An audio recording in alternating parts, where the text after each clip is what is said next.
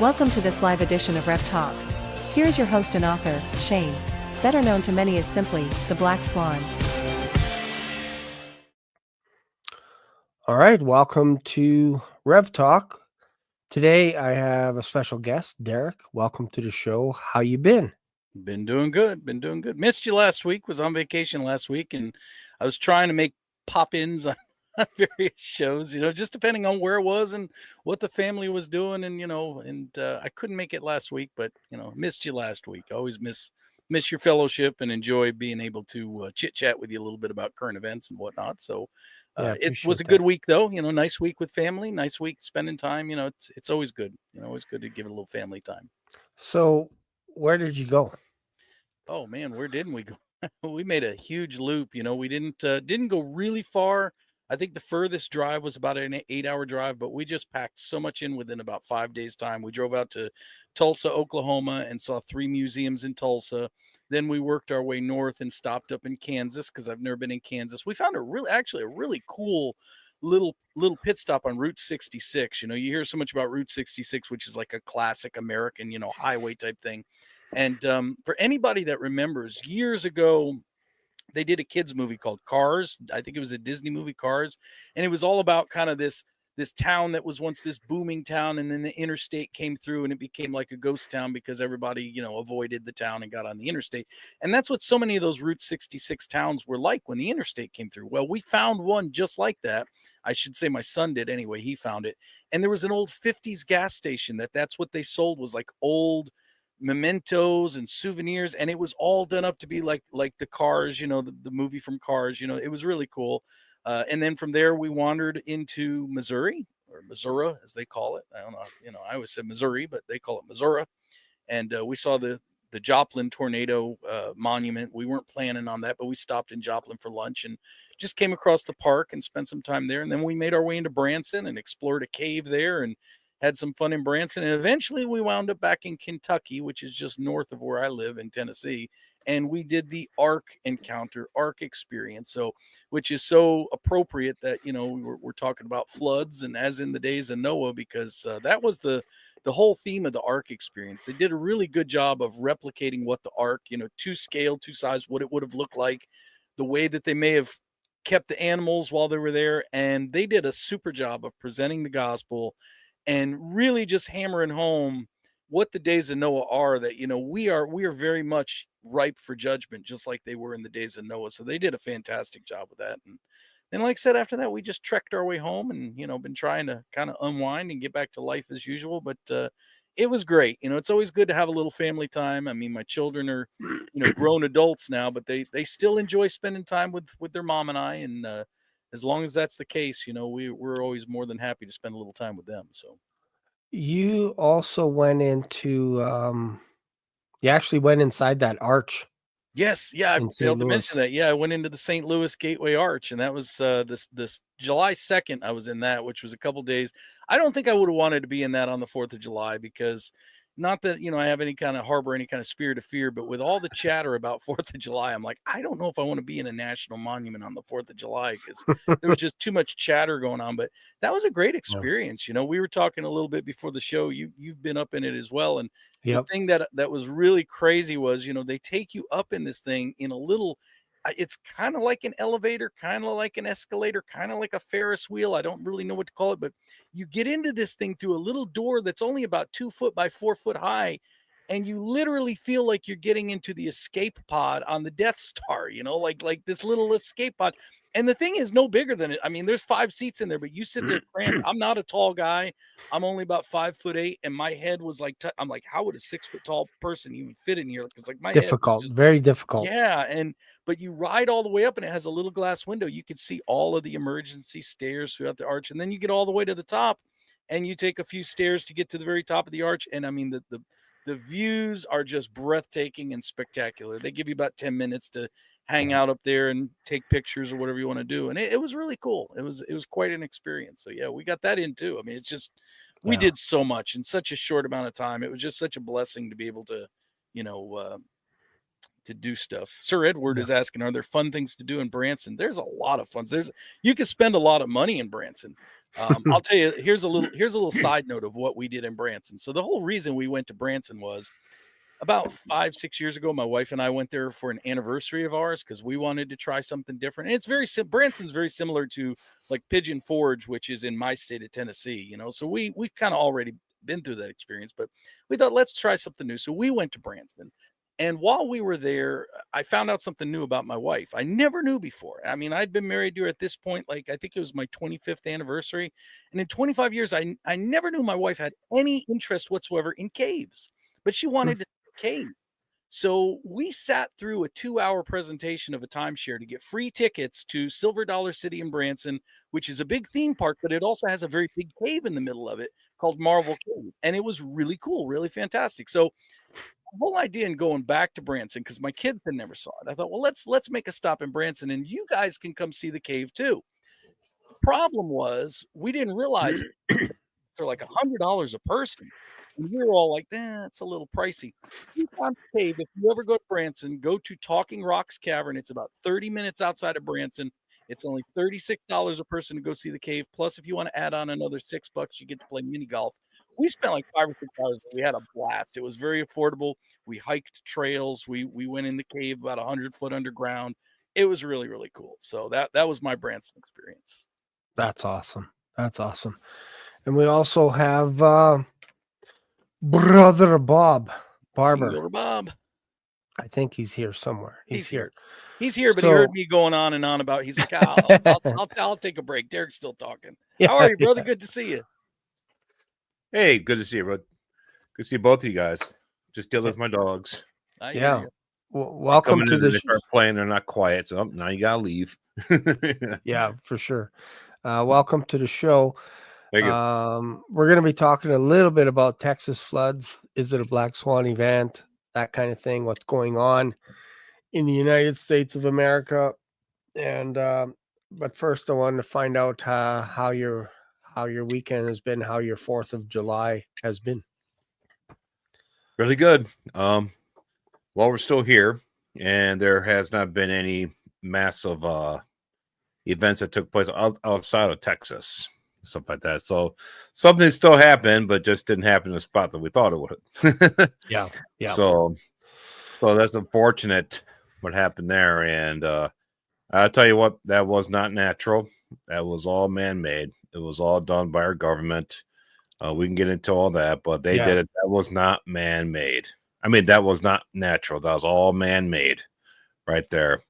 One good example is NASA, the International Space Station, actually showed a energy spike coming from something right there, right at the border of Texas and Mexico, right there, 24 hours before, or like 18 hours before the whole thing went down. They didn't know what it was. It was like a big, huge, bright, So evidently DARPA, whatever our government did, or whoever's behind it. They triggered that event. They made it happen, and all that blood is on their hands. And these people are going to be judged. They keep doing this stuff, but they don't realize, man. If anything happened to those girls, man, Jesus said, if you offend any of these little ones, if children are dying by your hands, man, you are going to have a hell of a time in hell. Because you have a far greater punishment waiting for you. All you people that are part of this. You have a great punishment, a far greater punishment waiting for you when you die, okay? And a far greater punishment is waiting for you at the White Throne Judgment. And I hope I get to judge you, because I'm going to be harsh. I'm going to give you maximum punishment. Wow. If you come to me, I'm giving you maximum punishment. Whoever's behind this, I'm giving you maximum punishment. The deepest, darkest part of the lake of fire, that's where you're going. You're going deeper than Satan. Okay, I'm gonna be harsh on these people. If God lets me judge them, Bob, I'm not gonna let you judge these guys. Yeah, I hear you. Okay, so I'm guessing the sentiment that this would be more planned than not from Bob. What are your thoughts on this? And then I'm gonna dive into a definition of a Black Swan event, and then maybe we can see if this fits the category or not. What are your thoughts, Derrick, around this? Well, Did you? I kind of agree with Bob, but I also think there is some natural element to it. What I think is going on is, and actually I'm going to share a screen. I just came across this article just earlier today, and I thought, man, this fits Okay. perfectly with what you're talking about. So, I don't know if you could see that or not, Yep. but Yep. so I just came across this article, and it's talking about the Southern Ocean current reverses for the first time, signaling risk of climate system collapse. And it's really interesting. You read through this whole thing. It has to do with what's called the Gulf Stream, which is kind of it says here, the South Atlantic, part of the global conveyor belt of ocean currents, which typically pulls in nutrient-rich water from the ocean floor, drives planetary heat distribution. I mean, I'm not going to read the whole thing, but on and on and on. This talking about this is an unprecedented observation and a potential game changer. According to the whatever, this is a weakening of the Antarctic overturning circulation. There's been a lot of speculation that the whole Gulf Stream could come to a halt. And then there was a line down here. Here's the line. This is the money line. The planet is sending us increasingly clear signals that we are crossing critical thresholds. I would like to modify that just a little bit. It's not the planet. This is the Lord God. This is the creator of heaven and earth sending us increasingly clear signals that we are crossing critical thresholds. Now, I happen to believe, I mean, just my personal opinion, I've talked about this before. I think there's probably a pole shift going on that's leading to a lot of this climate change. It's leading to a lot of this where the Gulf Stream isn't acting the way it should. The jet stream doesn't act the way it should anymore. That's why we're getting such extreme weather. But with what Bob is saying is also exactly accurate, because what our governments of this world are in control of is equipment which can, let's just say, give the weather a little shove. If they see something coming, it's almost like if you're driving down the highway and you see a sign saying, beware falling rocks, and there's a cliff wall that's got loose rocks. Well, you might not be able to knock every rock off that cliff wall, but if you throw a rock at it, chances are, in other words, they are manipulating and they are manufacturing chaotic events, because it's easier to create chaos than order. And so if they've got something that they can direct energy at something that's already kind of a mess, it's just going to make it a bigger mess. So that's kind of where I stand on that. And like I said, the climate is, I mean, it's changing. I don't agree with why they say it's changing. I think it's, again, I think it's natural causes that the Lord has started to put in play, because we are marching towards that tribulation. But even as we're doing that, like Bob is saying, there are wicked men out there and wicked women, that are running the governments of the world, that know how to manipulate these things to make them even worse than what they already are. And that's what's happening. That's why God says that he's going to destroy those who destroy the earth. That's a promise he gives us in Revelation. He will destroy those who destroy the earth. There's people out there that just don't care. They don't care about lives. They just want to see maximum chaos because it suits their purposes. Right. Oh, that's cool. That's interesting. And maybe there's a way to tie this all in together. So, as you know, I approach basically every event from the perspective of a black swan. Is this a black swan? Is this not a black swan?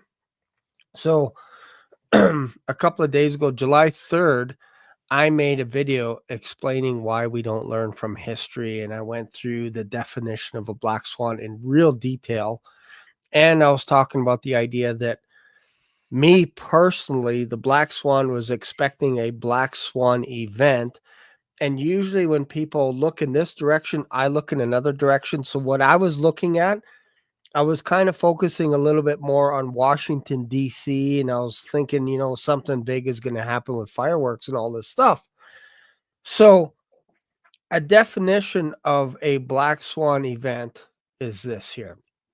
It's an outlier. And I talked about that in my video. It said it's highly unexpected. It lies outside the realm of regular expectations because nothing in the past can convincingly point to its possibility. So what tends to happen afterwards, and I'll talk about that, but if you're in a black swan event, the conversation will generally go like this, especially if you start watching the news. No one saw it coming. The models that we had are outdated. They didn't predict it. We've had floods before, but never on this scale. That's kind of the the chirpiness in the background of what happens. And this is kind of like, it's almost like breadcrumbs that lead you towards a black swan. Doesn't mean it is a black swan, but these are the conversations that you can listen in on. Also, it has to have a shock factor. For example, in what happened with the Texas flood, say Texas, obviously it wasn't the whole state of Texas, but that narrows it down a bit.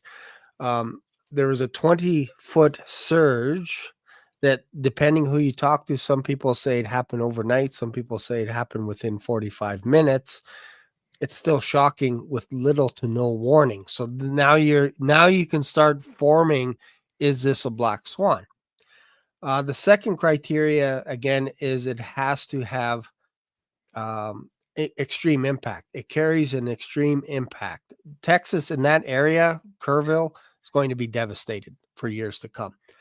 So economically, emotionally, structurally, socially, it's all like kind of like all bets are off as to how much this is going to cost to rebuild. So, for example, entire towns have to be cut off, dozens dead, children gone, camps vanished, national disaster declared. This is all kind of what happened. So this lets you know that lives are changing instantly. Parents are waiting for reports of their missing children. Devastating, right? And then the third criteria, and this is the thing that I think makes it more of a black swan event, is that people start concocting ideas or thoughts or theories as to why we should have expected this. Why like we should have seen this coming. That's part of the criteria of a black swan. So despite being unpredictable, like we just said, human nature makes us try to explain it after the fact, as if it were expected all along. And this is called the narrative fallacy. So, for example, the experts will say, we should have known, the lakes were full, the soil was saturated, the signs were there. Or people get mad. They go, where were those voices before the flood? So this is what I look for in the stories, either before, during, or after. And when you watch anything about the flood that happened in Kerrville, going back to what Bob said, there was no news on July 4th, zero about this. I found a channel that actually was broadcasting for 9 hours from basically 7 o'clock, 8 o'clock at night, July 3rd, all the way till 6 o'clock the next morning. And they had a radar grid over top talking about the storms. And there was a gentleman, I think he talked for like 20 minutes or so. And I want to play like 1 or 2 minutes because I think it's important, is to just set the atmosphere of what was leading into it, how people were thinking legitimately. And again, this kind of fits the model of when people are thinking after the event happens, you tend to erase history. As in, for YouTube, the footage before the flood is going to be harder and harder to find because they got to hide some of the evidence that we didn't see it come, whatever it is. And they're talking about it and they're saying, look, here's a flash flood coming or whatever. Those channels they will move down on YouTube and you won't be able to find them. It's very difficult because now, again, part of the black swan criteria is you need to reward the heroes. You don't reward the people that say, hey, this place flooded last year and it took us all year to fix it. And now we're being hit with a 20-foot flood. Like last year was only 4 feet and it devastated the area. Those guys don't get rewarded. Who gets rewarded now, especially over the next 2-3 days, are the people that find the missing children, the people that find the grandparents that are stuck in a trailer. This is where the news is going to be for the next 2 weeks, 3 weeks, 1 month. There's no accountability to the government to say, it kind of feels like you guys did this on purpose or you overlooked something or whatever. So we're going to start building up the case for heroes now. We need heroes to overcompensate on what actually happened. Nobody's going to investigate it if you have some nice hero stories. Look what came out of this. We rescued a cat in a tree or a family or whatever it is, and let's listen to their story. And now we're captivated. And then Trump comes on and says, I'm going to give them billions of dollars to fix this problem so it'll never happen again. Well, that's the black swan. It'll never happen twice. So I'm going to play this video for like a minute or two. So be patient if you need a cup of coffee, whatever. Cool. But I think this will help build what we're trying to say, and what we're trying to talk about is, even though some people know it's coming on, the government's kind of keeping it low, keeping it on the low, because again, there was nothing for 12 hours. On July 3rd, a news outlet said potential flash flood tonight, but they always get flash flood warnings here and there, right, for that area. And then no news for 12 hours, zero. And the only news that showed up was at 1 o'clock in the morning saying, you now have a 20-foot high flood. Get out of there. And it's too late. It's over. So that gap is where I believe the black swan lives. Why weren't people being warned hours before? And we'll talk about that. But I think it's important just to share what this guy talks about at the beginning. This will give you a real pulse of how people felt.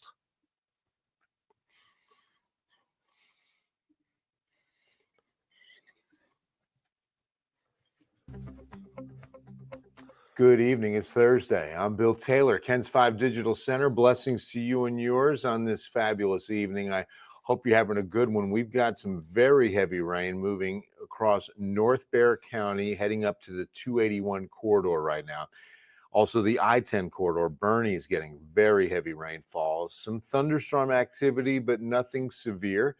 This is not an environment conducive to hail or anything tornadic or even damaging winds. I think there could be some gusty winds of 30 or 40 miles per hour in and around these thunderstorms that are developing. But the primary threat with this is going to be flooding. We're going to see rainfall rates really, really impressive with these tropical downpours.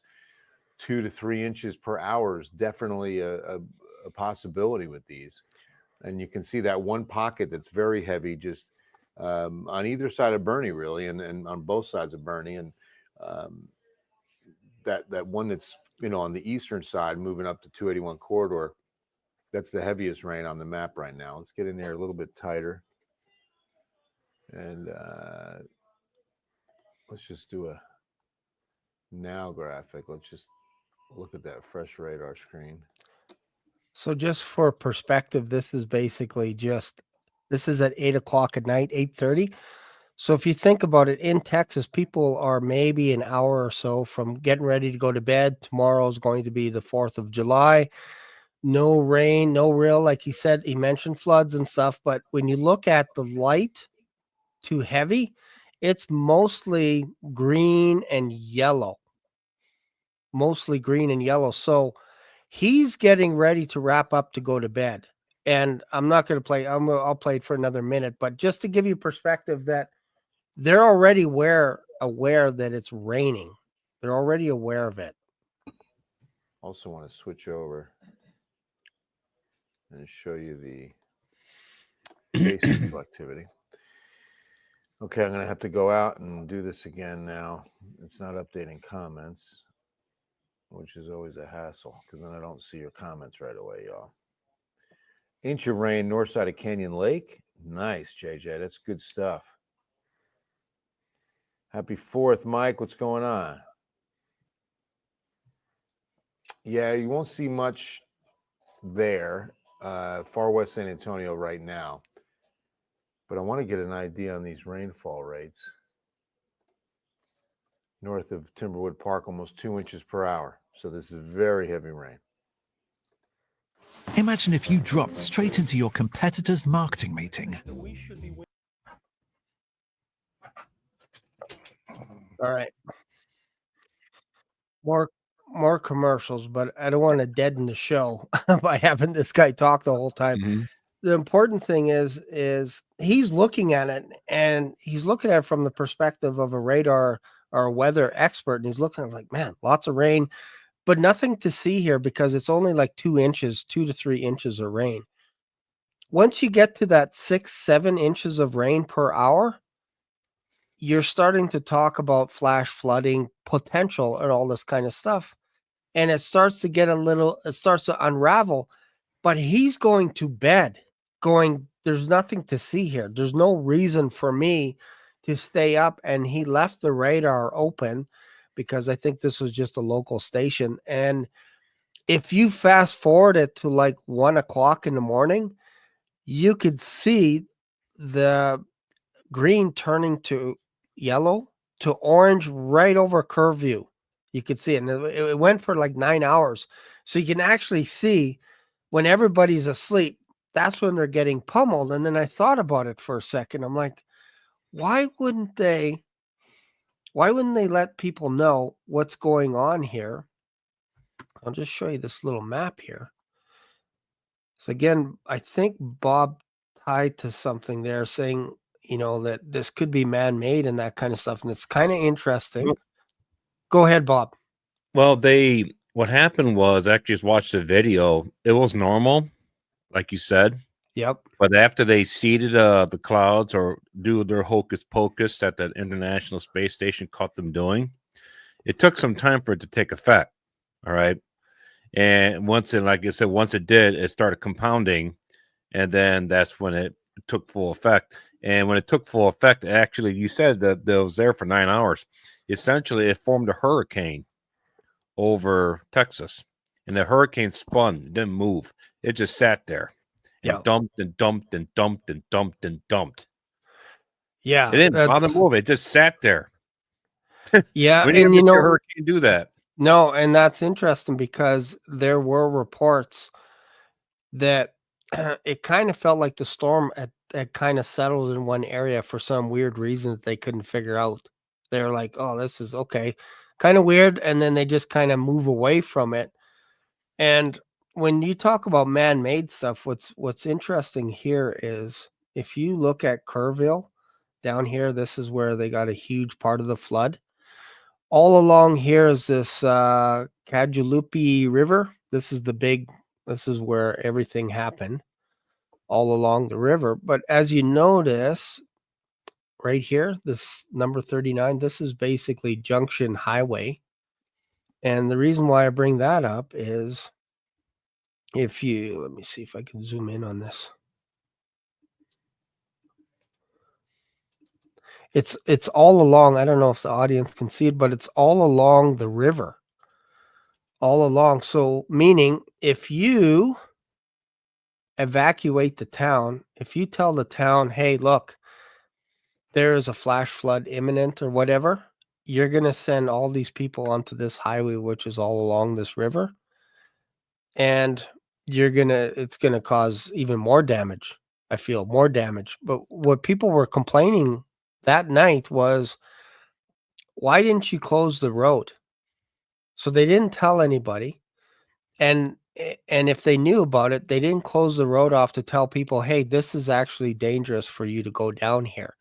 And people were left in the dark about what's going on, even though there were little tiny rumors and reports that rain is coming down the pipes. And this is something that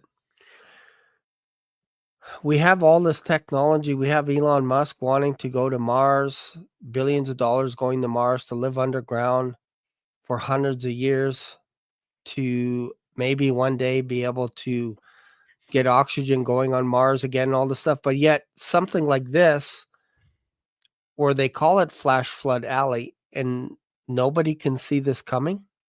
Nobody cares to go, hey, why don't we fix this before? Why do they always dump money at it after it's over? Mm-hmm. And I think that's what perhaps Bob is getting at too. Like, you have something going off on the coast. It's almost like they want this stuff to happen in some ways, like to make it, because otherwise you would spend more money beforehand to prevent it from happening, but they would rather have all eyes on what the government is doing. They're going to be spending more money now to help this, so this doesn't ever happen again on this scale. And I think that gets confusing for people, because it's like, well, we still have lost loved ones. You're not being accountable for what happened. You're putting a big Band-Aid with a financial price tag attached to it. You're patting us on the shoulders saying, we will not rest till we find everyone. Okay, cool. That's reasonable. That's what you should be doing. But how did we get here? That's the bigger question. How did we get here? It's like what happened in North Carolina, what happened in LA, what's happening over there now. It's all strategic. A lot of the same stories you listen to. The people, once again, the people are in the trees. You got to get them out of the trees. Once again, you got all the stories are exactly the same as they were in North Carolina. Unfortunately for North Carolina, it got cold over there. At least over here, it's not cold right now. Yeah. All right. But everything that's happened because of this flooding is exact same story all over again. It came out of nowhere. It was a once in a lifetime flood. When they say that, I was like, I understand if a levee broke, that would probably cause it. I don't know what the terrain looks like over there. Was it an earthquake that caused all the water to come there? No, the water got pulled from the earth and got transported over that part of Texas, and it got dumped. How did that happen? Well, we have weather machines. We have patents, many different patents, war equipment. We actually have weather war treaties with other nations. Okay. And we've had those since the 70s. Yeah. So, we've had this technology for 55 years. Okay. So 55 years of this technology, and we were able to do a lot of damage in Vietnam and use all this stuff. And that was way back then. Can you imagine how far we've come now? Yeah. With all the buoys and all the equipment they have underneath on the floors of the oceans. Yeah. Okay. And the satellites that are involved. Yeah. And your main epicenters like HARP, and your main centers that are coordinating all these things, and top of the seating and everything else. Yeah. Okay. So I think they really perfected their craft, Shane, at this point, to be able to pinpoint and cause maximum damage. And it's going to be interesting. Watch what happens with all the real estate over there now. Yeah. Yeah. Watch all the big people coming there. Oh, only we can buy it. Yeah. Yo, you can't get your land back. Here's your $700, Derrick. Yeah. Yep. Be all the same crap all over again. Yep. This area that I mentioned, I don't know if you could see that area. It's called New Lake Ingram. That's a man-made lake. That lake was made by man, and it's interesting that it's not built for dams. It's not built to hold water, even though it holds water. It was built for more of a place to hang out and have fun. So they built the lake, and it holds water, but there's nothing in it in case of a flood. There's no gates or anything like that can kind of slowly let the water out, whatever it is. There's none of that. And that's man-made in an area that they call Flash Flood Alley, and you're building a lake alongside the river. This is another thing that contributes. To me, they didn't need a man-made lake there, but they built one, and they built it a couple of other places as well. And if you keep doing that, if you keep interrupting an area like that, and almost picture it, I'm going to use my Black Swan book as an example, but picture it almost like this, like a little valley. You have all these towns that are inside this valley, and you got rain on both sides. They're going to go into this valley where these two little mini lakes are, and that river, and eventually it gets to the Gulf. But if you put enough rainwater in there, you're going to wash out everything. And their models aren't predicting the precipitation under the watershed, which is like all encompassing. What they're doing is they're predicting, okay, this little town has maybe 1 inch of rain. No threat here. Nothing to see here, folks. Move on. Meanwhile, all the water's running down from higher elevations. They're not counting that because those towns don't care about the towns that are at the lowest part because they're not in trouble. So why would you put a news warning flash alert for me?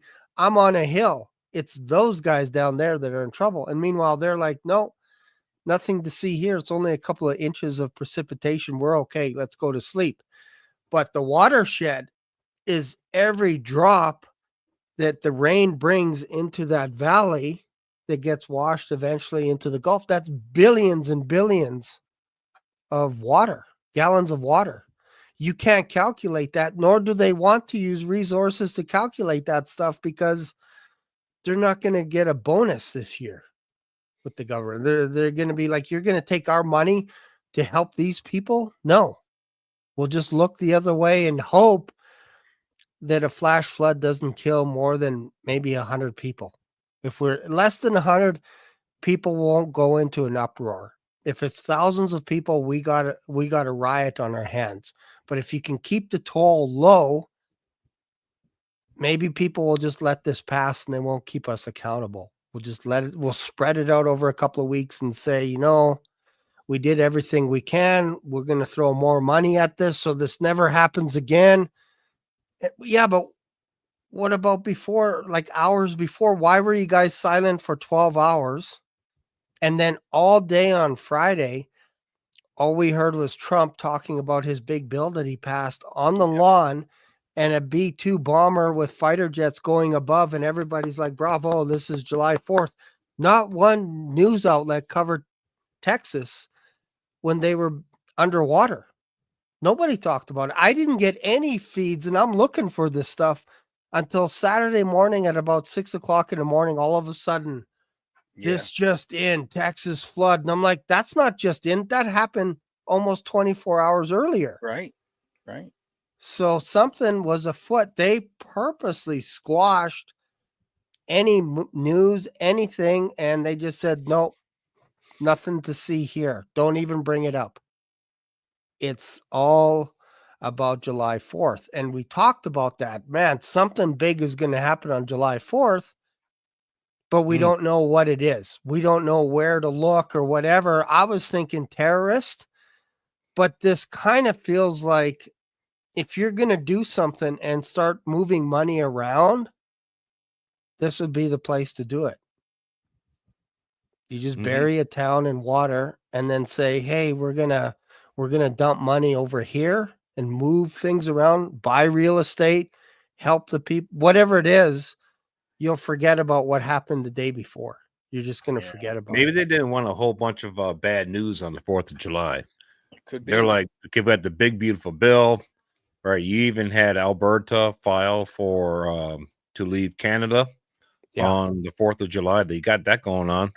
So that everybody's like, this is a bunch of great news, a big bill. Canada's going, we got all this stuff, great Trump, all this great stuff's going on.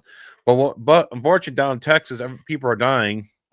Little girls are dying because of this flood. Oh, we can't have that on 4th of July. Let's just, push that back. And today needs to be a good day, of good news. 100%. If you do that, just do the test yourself after the show. Yeah. Don't do it now. You will not find any flood news before July 4th. Like that night, you're not going to, it's all Saturday morning early. That's it. The levee broke on Saturday morning. Yep. Yeah, exactly. And then they let all the bad news roll. Yep. So. And now that's all we talk about because they knew if they did it Friday morning, as it was happening, we would send money and we would try and help and fix the problem and all this and get a better rescue effort going. No. This is going to rain on Trump's parade. This is going to look bad for the president. This is the 205th year. We can't have bad news. Right. That's true. You can't have bad news on a day. I really feel for those people down in Texas. We went through a very similar thing right around where I live about 4 years ago. It was August 21st, 2021, if I remember right. and we had a big flash flood, right in the vicinity where I live. Actually, the water fell on my community. I live in McHugh, and the water fell. We had like 20 inches of rain in the 24-hour period. I mean, it was just a massive amount of rain. And what happened was it's what they call training rain, where, this is why it was kind of, like you said, like a black swan. It was unpredictable because they knew the rain was coming. They just didn't know it was going to park itself over us and just keep rain. Usually weather moves in, weather moves out. Here it moved in and it just parked itself and just kept raining. We got 20 inches in a day's time, but yet we're a little bit higher. And so it all ran downhill and it went down to the town next to us, which is Waverly, which is actually a much bigger community. That's where like the county courthouse is and everything over in Waverly. And what was kind of interesting about the whole thing is again, in the aftermath, we lost lives, not as many as they have in Texas, but I think there was 21 or 22 people that lost their lives, including children. There was a couple of babies and a couple of young, small children that lost their lives in this. So it was a terrible thing. But in the aftermath, as you're starting to look at like what you call black swan type events, one of the things, in the aftermath, you're always looking and saying, well, we should have saw this coming. We should have been able to, prevent this. I remember what really struck me. Now, again, the 20 inches of rain, that was just, who could have forecast that? Where did that come from? But so much of the damage, so much of the destruction, so much of the death was totally preventable, because in the aftermath, what we learned was the reason that so many of those bridges washed out, the reason why the massive flood that hit Waverly, basically all of the rain went into a little river called Trace Creek, and the creek filled up, and there's like a levee that CSX, the railroad, is supposed to maintain, and they didn't maintain. So that levee broke and all of that water rushed into Waverly. And it was a similar story with all of the bridges, the problem was, as we started to, recover around this area. And I mean, it was terrible. I volunteered for a couple of days, help people, scoop out mud out of the floors of their home. And I'm picking out photographs and, finding people. Like I found somebody's wedding ring, and it was just so sad, to see all this people's memories just buried in mud. But what we learned was one of the reasons why this occurred is because the creeks have not been cleaned out in years. The creeks accumulate things. They get dead sticks and different logs and just stuff like that. And, I can tell you for a fact, on a much smaller level, I've got ditches around my house. I live on a hill. I've got drainage ditches. And if I don't periodically get in there and clean the debris out, the dead leaves, the sticks, the whatever, they'll overflow, they'll erode my driveway, the whole thing. You have to maintain these ditches. Well, on a much larger scale, these creeks needed to be cleaned out periodically, which, you're not going to do that with a shovel. You need to get in there with like a bulldozer or a front end loader or whatever, heavy equipment, and scoop some of this stuff so that the water can run freely. And the reason why it didn't happen? Because the good old EPA said, oh, there's like a, crawfish or, some little guppy or something living in there that we got to protect. You can't get in there with big, heavy equipment. So our local community was not permitted by the federal government to get in there and do what we knew we had to do. And so then naturally, when you get this big, heavy 20 inches of rain, well, what do you think's going to happen? So again, it should have been prevented, and it's sad to see these things that, should be able to be prevented. Yeah, that's right. Another reason why we don't need a federal government. We don't need them. Yeah. We got state governments. We don't need federal government. That's why our founders wanted our federal government to be very, very limited, very small in scale. They've grown so bloated and so overpowering. And how do you rein them in now? I mean, like we were talking a little bit earlier about the big, beautiful bill. How do you rein this stuff in? I mean, the big, beautiful bill, there is some good stuff in it. I'm not saying it's all bad. There is some good stuff. It restores a lot of rights to gun owners in several ways. It takes away the tax stamp on, things that, shouldn't have been restricted in the first place. It keeps our taxes from going up. That's certainly good for the American. No tax on tips, stuff like that. That's great. But there's also a lot of stuff in there. Like, for instance, this whole AI thing. They passed a law where now none of the 50 states can enact their own laws against the encroachment of AI. That's taking away states' rights. And that's a big one, because over the next 10 years, we need the ability to make smart decisions about AI. Now, basically, the federal government's just said, hey, we're going to take that away from you. We're taking this under our umbrella. That's 10 years. I give them 1 year, like 1 year. Like AI is advancing so fast. I had a phone call the other day from a organization that was like, hey, let me help you with AI, voice AI or whatever it is, YouTube, whatever it is. And I'm like, okay, this is kind of interesting. Give them my email. They call me and I'm like, oh, I see what this is. They said it was going to be AI voice driven, but they're sending me a sales rep that's going to be like their salesperson. They're going to be like trying to ask for money or whatever it is. They're going to do a sales pitch on me, right? And about halfway through the conversation, because I'm answering some of it, this lady's questions, I'm like, are you a bot? And she's like, yes, I am. Thank you for asking. And I'm like, I couldn't tell, but I felt like how fast the answers were coming, that this is not a person.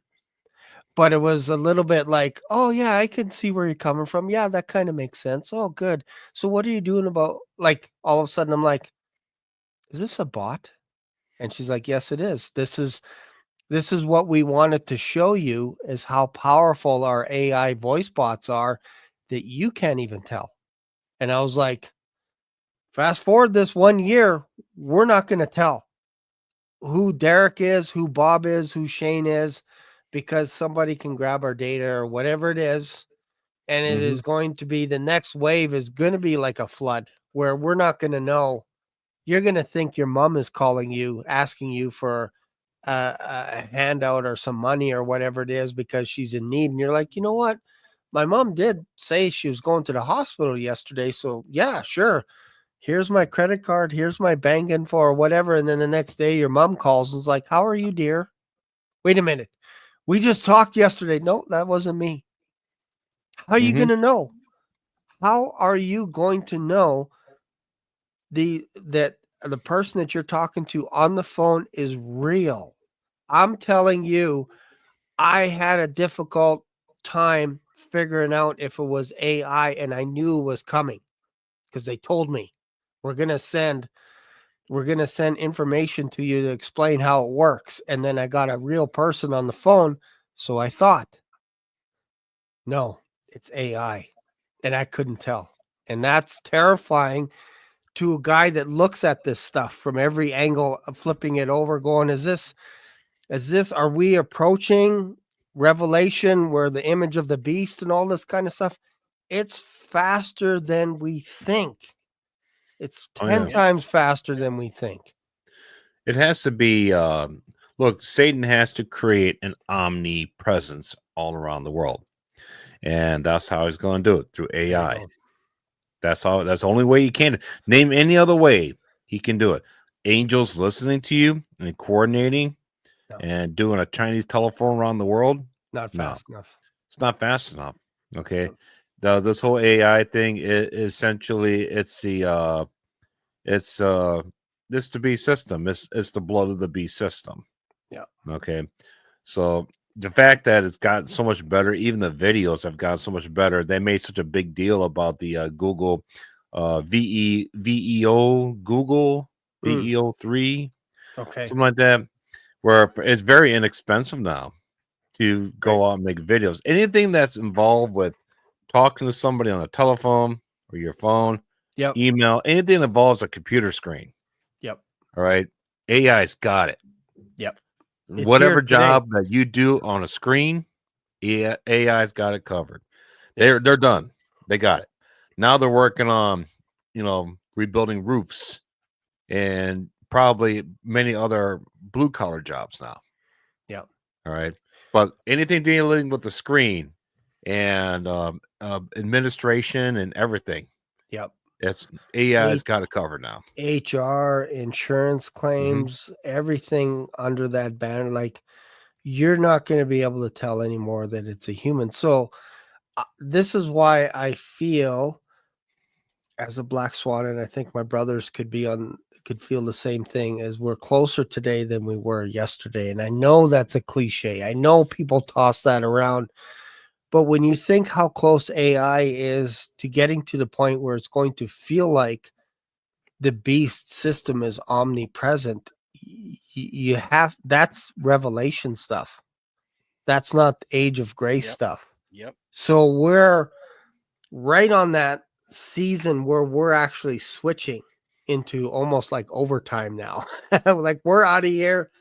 second team comes in now, second string, all those that perhaps wanted to stay behind, all those that thought, you know what, I'm going to fight the Antichrist head on, and I want to get drugged through the mud, and whatever it is, you're on. Next, your team is on. The B team, you're on. A team, out of here. You're in heaven. Mm-hmm. Yeah, I know. Talking about how soon the rapture will be. Here we are talking about stuff happening in Texas and stuff like that, and it's just another sign of the times. And yes, eventually now that's done, and people are going to be looking for the next big flood. Okay, just like you said, the next big Black Swan event. Will it be? Now everybody's checking their stuff now for flood stuff now. Mm-hmm. All right, but the thing is, they were still in good shape. The problem was that big light beam that shot up over the man manipulation that took place, just like Derrick was saying. It was the mountain that you're driving by, it was pretty jagged and the rocks were loose. Okay, so some of them might fall here or there, but if you want to go there and go to the top of the mountain and stick a bunch of C4 in there, Mm-hmm. and then detonate it, all right, in the right spot, all right, now you're going to super accelerate everything. That's essentially what they did. They put C4 in the clouds and they detonated it. That's what they did, and they got the results that they wanted. And we'll see. Just watch over the next few weeks. Watch the realtors and watch them come in there and say, "Hey, the government owns this land now. We'll give you $700. Beat it." Okay, so it's dangerous. Can't go in there. We'll watch and see what happens there. But now we know that the rapture is soon, because just to switch gears here a little bit, it keeps. What keeps coming up to me is how soon can the rapture be, or how far can we go before the rapture takes place? Yeah. All right. And I tell you what, I think the farthest we can go is when the ink dries on the covenant with many. Mm-hmm. All right. When that ink dries, boom, rapture takes place. Mm-hmm. All right. That's the farthest we can go. All Yeah. right. I don't see how that can work. But it's the farthest we can go. That's the beginning of Daniel 17. Once they confirm the covenant with many, when that ink dries, the rapture has to take place. Yep. Yeah. So there's three things I watch for.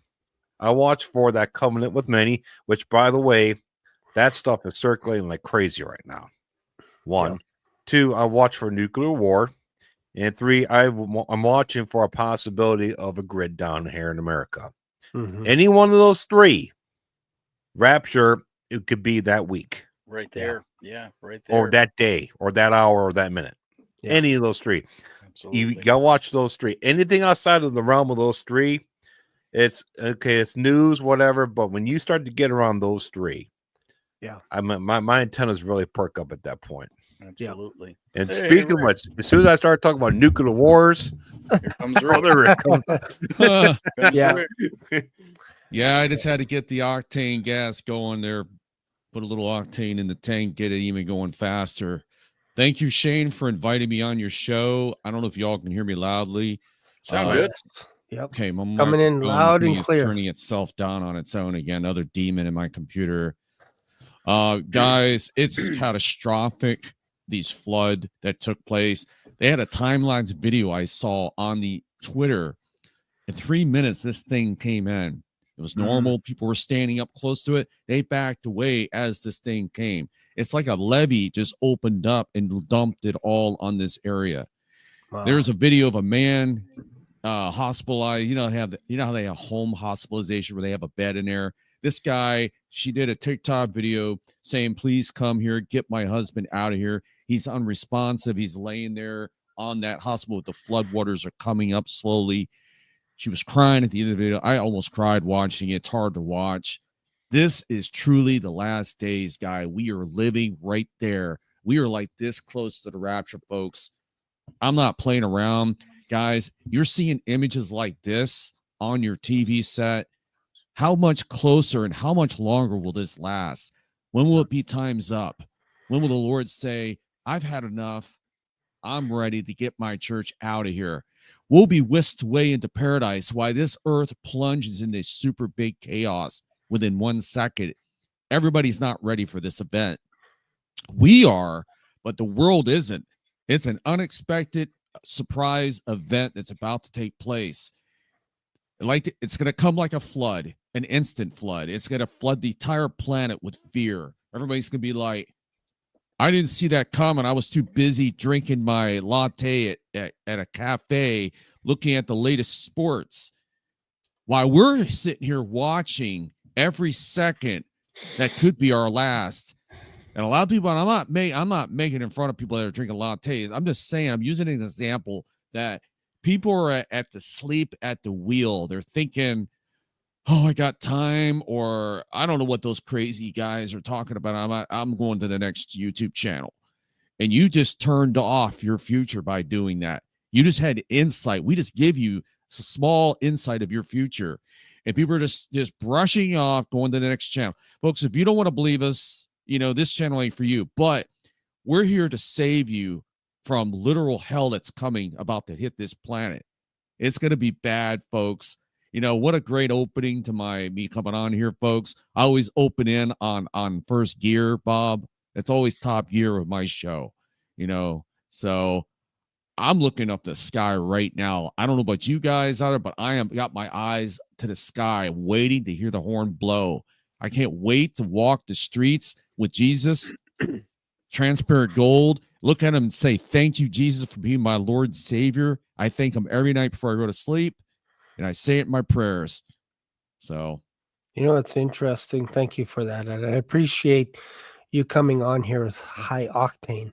I saw someone in the comments say that that there was an earthquake in Japan. I think it was 5 point something on the Richter scale, but there was a prediction that was made.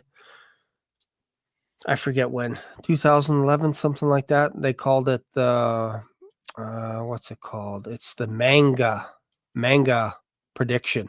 Basically, that Japan is going to get hit with another tsunami, or this will be the mega of all earthquakes, and that will cause another tsunami that goes all over the place, like including into California, the U.S., all that kind of stuff. So they're talking about it in Japan. Sorry, go ahead. After you're done. Yeah, sure.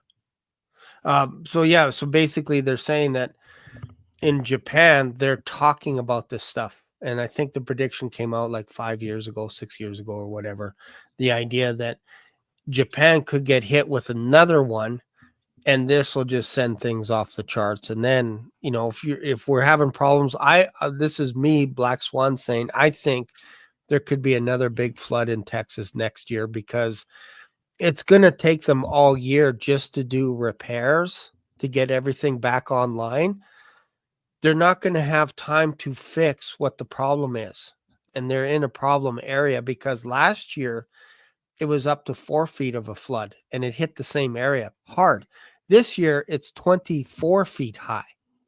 So what do you think is going to happen next year? You're not changing anything right now. You're just hoping that more money comes in to fix stuff. So Texas could be off the map in terms of turmoil next July. Japan is expecting something big. Mumbai always has stuff in the fall, and they're saying Texas is the monsoon that hit, like that monsoon type wind, is what Mumbai gets hit with on the west side of India almost every season in the fall. So you start seeing these pockets lining up. You got a war in Ukraine. You got war that's allegedly over against Iran, which is shocking, surprising. It's all these, everything seems to be pointing in one direction, and that's exit stage right, the church. Well, this is what I wanted to say real quick before. Sure. I didn't mean to cut in on you like that, to do that to you guys. That's rude of me. Listen to me. I forgot to mention this at the beginning when I just came on, that this floods, could it be God? And this is my opinion. Some people might get offended by this, but could God be using these floods, like the one in Texas and the one that's about to hit Japan? The flood is like the flood of Noah. When Noah, he built an ark, and people didn't listen. He built it. He says, come on. They brought only those people on the ark along with the animals. The flood came and they didn't listen. Could it be that God is showing us mini floods around the world in different areas, divers or whatever, Yeah. to warn us symbolically that, guys, the flood is coming. This is what happens when you don't listen and prepare for it. Miniature examples of the big flood that is coming, which is the tribulation period, is symbolically showing us different floods. Now Japan saw this flood, and now they're preparing even more that's going to be us in a few days from now or whenever it hits. They got earthquakes that are like this every day now. 900 plus earthquakes the past, I don't know, week or whatever.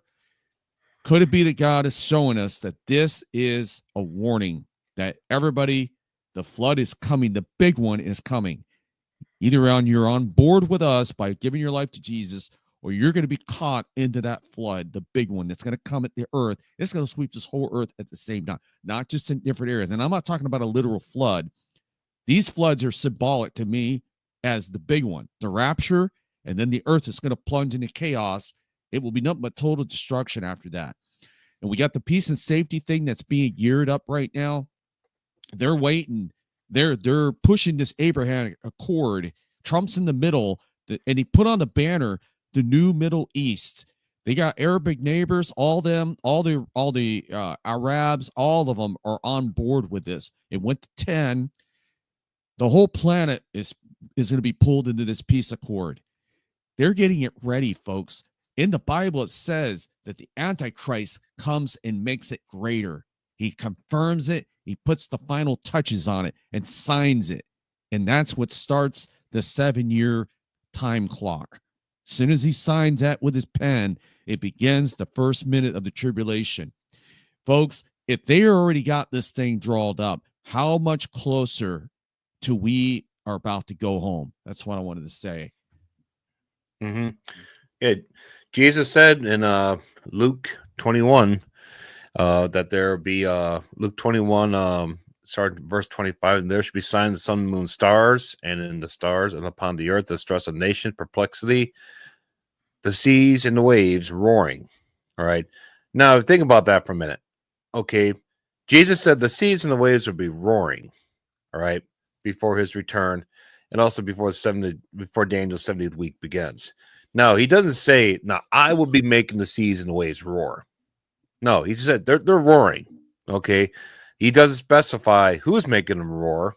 He's like, he didn't say that. He could have said, now during those times, apostles, there will be mighty men of the earth that will make great weapons of weather destruction that will cause the seas and the waves to roar. He didn't say that. No, he just said, no, the seas and the waves will be roaring. Okay.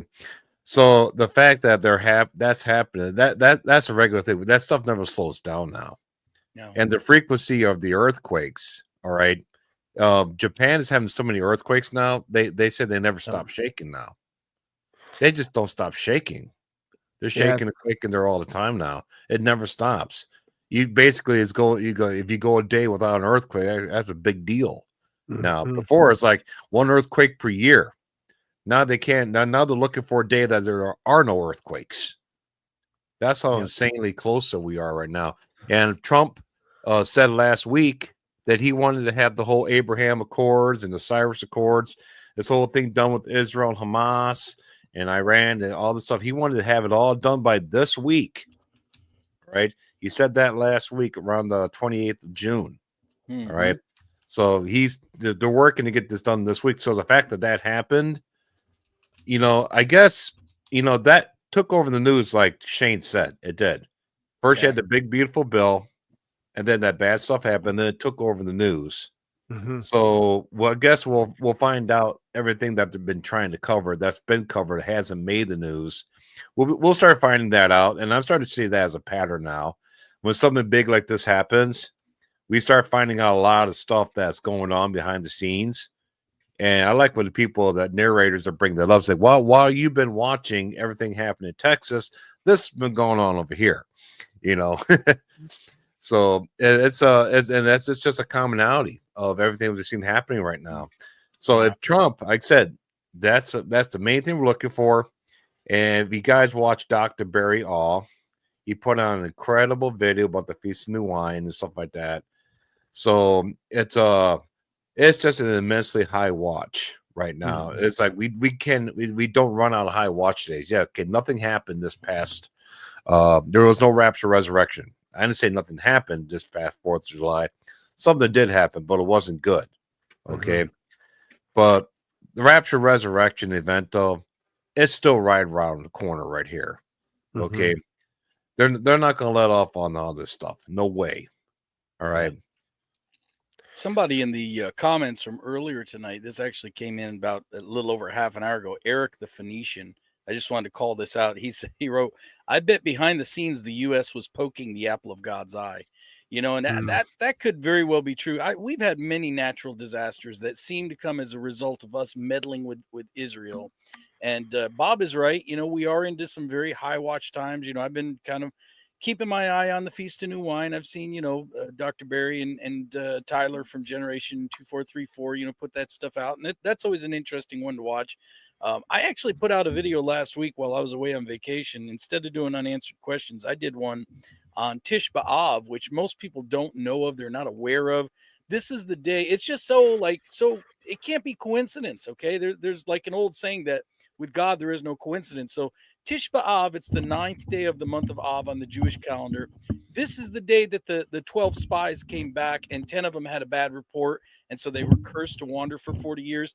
And it has become a day that's almost been kind of like a cursed day throughout the years. Both, believe it or not, both temples, the first and the second temple, both destroyed on Tish B'Av. And so I did this whole teaching, and this was actually from a couple of years ago, and I just replayed it because I was on vacation. I thought, well, this will be fun. But, you know, I did this whole teaching on how the Spirit of God was removed from both temples on this same day. Could it be that the restrainer, the Spirit of God, is removed from this earth because we're told our bodies are like the temple? Is it possible that it could also happen on Tish B'Av, which falls right in the middle of this new wine thing that Dr. Barry talks about? And what was funny was, as I was checking this thing out, I actually get emails every day. And my emails are from like Haaretz, which is an Israeli newspaper. And it says like day, blah, blah, blah of the war. You know, like in other words, when October 7th started, they started a countdown. It's like day 300 of the war, day 500 of the war. We are into day like 600 something. And it just like, I'm like, I got to check this out. So I did a time date calculator. Do you realize that from October 7th, 2023, when the war with Hamas first started, when all this mess, this whole powder keg got lit off in the Middle East, from October 7th, 2023, count forwards to August 2nd, I think it is, which is Tish B'Av, either August 2nd or August 3rd. I can't remember, guys, but it's either August 2nd or August 3rd is Tish B'Av this year. 666 days. That's freaky, man. You can't make that stuff up. So, you know, a lot of stuff to watch, a lot of high watch stuff going on. And I'll shut up after this one other What thing is that, too. 27 days from now? Yeah, that's what I'm saying. We're coming right up on it. And What I saw day these is other that? comments I thought that were funny too. Watchman said this, and Patty Templeton both brought up the two witnesses will control the weather in the tribulation. So, guys, I just wanted to bring that up, that I think it's amazing. We've been talking about the evils of man and how man is destroying the earth. They've got some real rough news coming to them when in the tribulation they can't control the weather anymore, and the two witnesses are in charge. They got some real rough news coming from God. Yep. Yeah. Yep. The Nordics. Oh, were you about to say something, Bob? No, I'd say that's a great point, Derek. I'm Yes, glad to it hear is. that. I hope the two witnesses really tear the crap out of them. Yep. You know, there's talk, and I might have this wrong the way I say it, but in Trump, they're talking about Trump and the Nordic beings, which an alien civilization of the Pleiadians and all that. They're all linked, of course, to fallen angels. They're just different classes of fallen angels. They call themselves Pleiadians or Nordics. And Trump is expecting, or I'm not going to say Trump is expecting. I don't know. I have to go back and look at the video again. They're saying that Trump is withholding some kind of secrets or something about the Nordics, and they're going to present themselves. You know, I'm seeing videos, and I don't believe in all this stuff in the videos, because a lot of the stuff is all, you know, geared by Satan and his lies. But these Nordic beings, people call remote viewers, that they have connections to these demons. That's what they're really talking to. They think they're talking to them out there on another planet. No.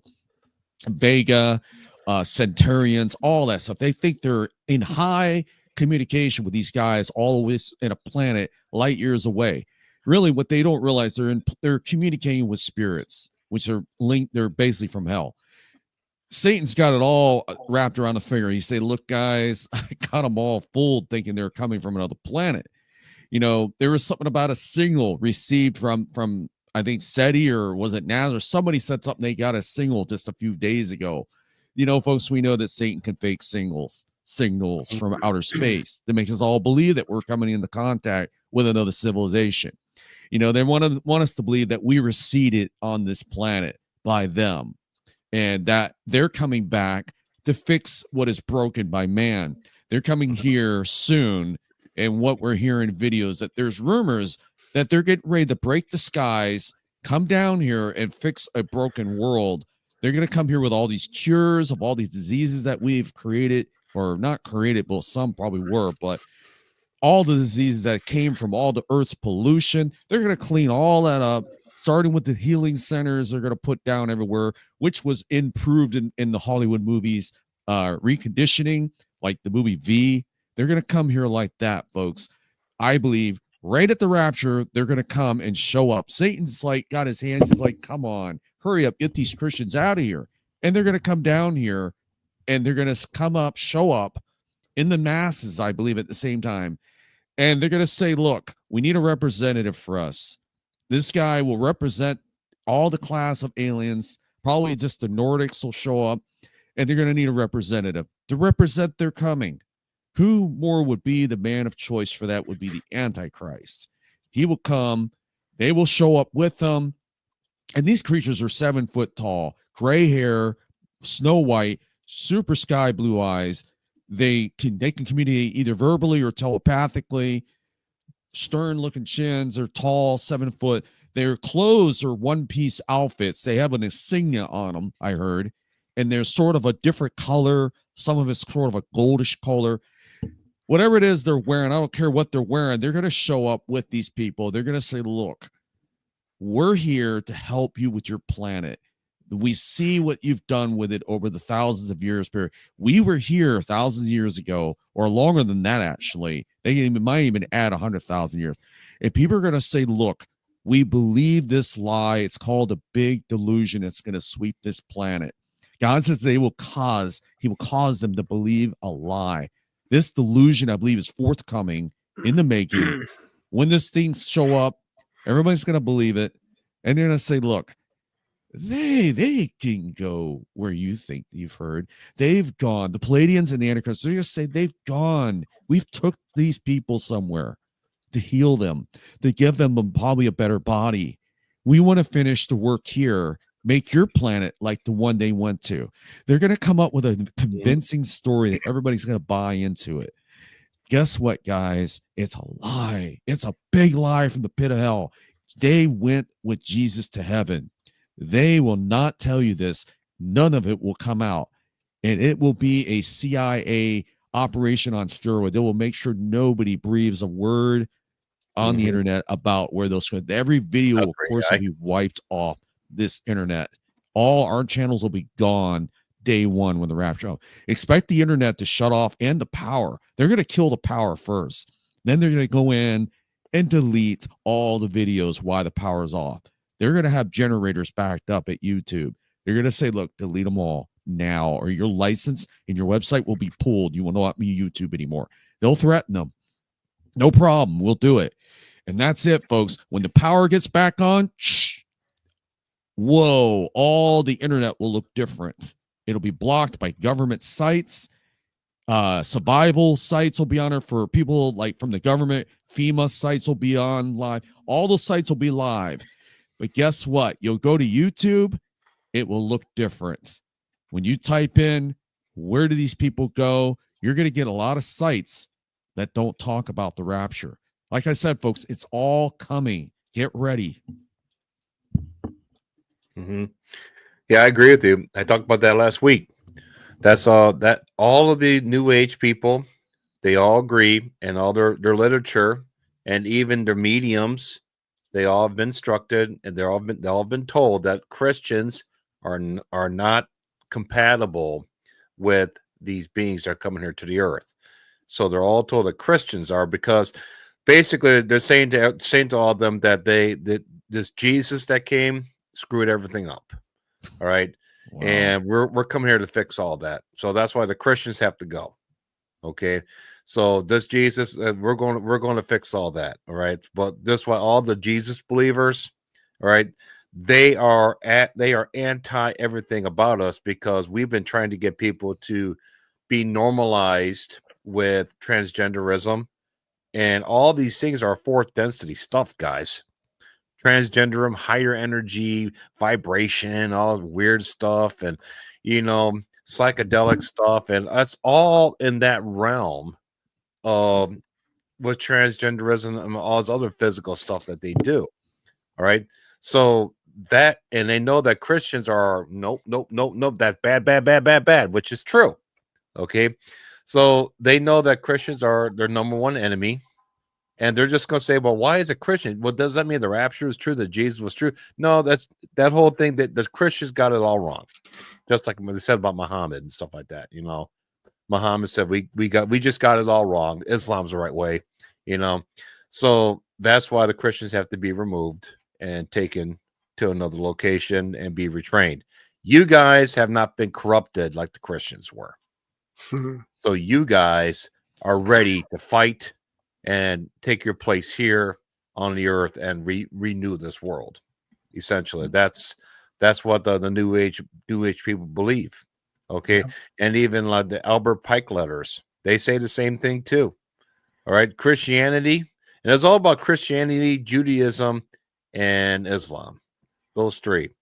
And they all kind of deal with Jesus. Okay, Jesus, Judaism, which is wrong for the most part because they're in blindness right now. All right, they got all the traditions of men in there. Islam is way wrong. That got created because of Antichrist. Everything that was Christianity, it was a bad mirror image of Christianity. So everything, they took it, just twisted it to serve the devil. All right, but everything, all that stuff came because of Jesus. So those are your three main religions on the planet. Why I think they're trying to bring all three of them together. Because when they get all three of them together and these guys show up to say, Jesus, that whole deal with Jesus, you guys got it all wrong. Everybody come together. Let us reteach you. Oh, the Christians, hey, no. So guess what? We removed them. You're welcome. But that's great that you removed them. But what about all these other Christians over here now? There are new Christians coming up now that they were left behind. Well, they weren't Christians before. They're becoming Christians now. So what we got to do is use the AI system to track them all down. And for your sake, we're going to kill them all by beheading them. So that way they won't corrupt you guys. So we got more Christians coming up. We're going to behead all of them, get rid of all of them. So that way we'll just have this wonderful world left over, this fourth density world left over for all you to enjoy. And we'll start we'll do a brand new reset by 2030. So they removed the Christians at the rapture, and then any new Christians coming up, they just cut all their heads off. Okay, because they, when they introduce the mark of the beast, that's all going to be alien tech, and they know that the Christians that are coming up during the tribulation, brand new believers, they're going to be no. And that's why I think they justify why everybody who's a Christian at that point, the tribulation saints, have to be beheaded. That's because it's for the goodness, it's for the good for the whole human race. Mm-hmm. Get rid of these anybody that talks good about Jesus. Get rid of them. I agree with you, Bob. I totally see it coming. I almost wish in some ways Josh was on the channel because there's been rumors, and I can't quite formulate this or put this together to argue for this or against this or whatever, but I've heard rumors that people are saying that some of this stuff could be linked to child sacrifice, regards to camps with children missing, all this kind of stuff, that it's like some kind of a satanic ritual or something. Because I think it was like in the 50s.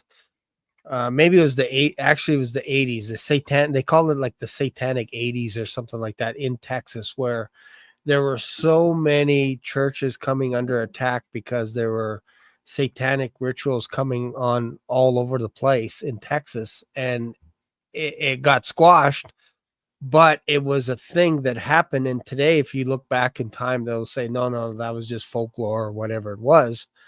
But that's Texas. So you start thinking last year, another camp got washed away in July. And this year, again in July, the 8th month of this year, 2025, is there some kind of ritual that's going on behind the scenes that we're not aware of or not paying attention to, that is an attack on children in the United States of America? I would suggest it feels like there's something like that. I just can't prove it with these weather patterns and all kinds of stuff. It just feels like, okay, look here. Okay, tomorrow, look here. Like they're almost like they're forcing us to look in certain directions without being able to think through things. I don't know what you guys' thoughts are on that. You know, I don't want to say this the wrong way and people would be mad at me or offended, but why Texas? Why the flood there? And I'm going off piggyback on what you're saying, Shane. Why did God send judgment there to that area? What is going on there that he did? Now, I'm not saying he did. It could have just been just an, unforeseen event that happened, or something. But, it seems like we look at different parts of the world. We see an event happen, a tragic event. Could it be that God is judging? Yes. And then no. We don't know. It could be just an event that has happened, but that's why you got to be very careful when I say that. People would be like, wait a minute, Ray, what do they do wrong? I'm not saying that. I'm just saying that watch the different areas of the world and you go backtrack to the history of what goes on in that area. Yeah. I'm kind of going what you're saying, Shane. Let's say there's a state that's doing something really bad all the time. And all of a sudden they have a massive earthquake there a week later. That's a good example. Yeah. So what is going on in that particular that could have caused that? Or did it just happen of a natural cause? We don't know for sure. Okay. Good point there, Shane. People do stuff. Like I said, if let's say another country attacks Israel really bad and that country gets an earthquake, another good example. I'm just saying. I think it's interesting because, as we read through the four gospels, we have we have the words of Jesus, the words in red, but they're very limited. He John said of the things that he taught that, the books of the world could not have contained them. So anytime we come across one of these words in red, something that Jesus said, it has to be very important for him to have included it in his gospels. We could all agree on that, I'm sure, and so it makes me think of, there's a verse in Matthew 18 verse 10 where Jesus says, take heed that you do not despise one of these little ones, for I say to you that in heaven their angels always see the face of my Father who's in heaven. There's another place too where he talks about, be careful that you don't offend one of these little ones. Yes. You'd be better off with a millstone tied to We your neck. talked about that the other day. So there's obviously something there that he felt the need to include that, to warn. Yes. And I don't, back in the day in context, the disciples were kind of brushing him aside, like, get out of here, kid. You bother me. Get out of here. Don't bother the master. Yeah. All right. But I don't really think that's what the warning was about. I mean, in context, that's where the warning came in. I think it might have been about what's going on in the latter days, in our days. I think that children are being abused probably a lot more than we're being led to understand. Obviously the media only, the media blows this off as, Pizzagate and a bunch of kooks and all this other stuff. And, some of it may be kooky conspiracy theory stuff. I'm not discounting that, but I think some of it's probably very real. And we only see the tip of the iceberg. I think that's why Jesus put those warnings in place, because of the days we live in. I do think that children are being abused because, let's face it, the age in which we live in, evil men are waxing worse and worse. Those that are the weakest among us, the elderly and the children, are the most abused. Yep. Look at what happened with the elderly during the pandemic in the nursing homes. It was a nightmare right before our eyes. They were abandoned. If you're weak and you're capable of being abused, there are evil men and evil women in this world that will abuse you. We still don't know. I mean, Ghislaine Maxwell is still in jail. Supposedly Epstein suicided himself. We don't know, but Ghislaine Maxwell is still alive and well and in jail, accused of child trafficking. And we still don't know the names of anybody that she trafficked children to.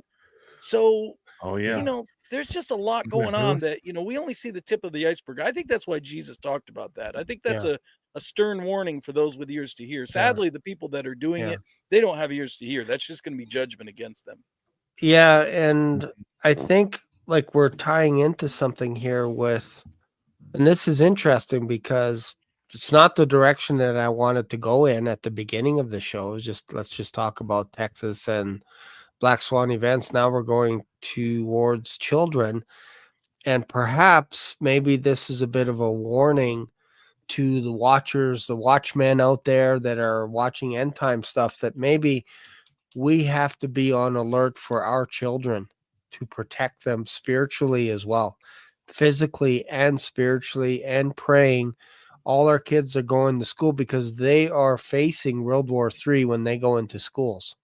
They have drag queens that are reading books to them. They have books in libraries that shouldn't be there, and they're not targeting our young adults.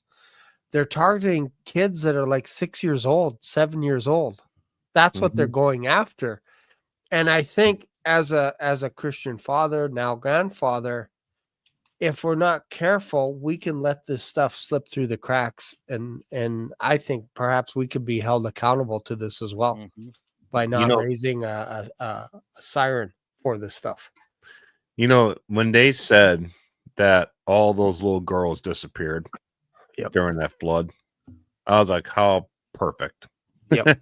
Yeah. I was like, did they really disappear? Did Joe Biden send his boat over there to get them all, then took them somewhere? Horrible, man. I was just like, I'm sure that's not the case, but it wouldn't surprise me.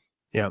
That somebody's like, well, hold on a second. We got some little girls' camps over here. Hey, we'll send a bus over there. Hey, get out, jump on this bus. There's a flood coming. There is a video. Why wouldn't you want to jump on the bus? Like you're thinking people are helping you.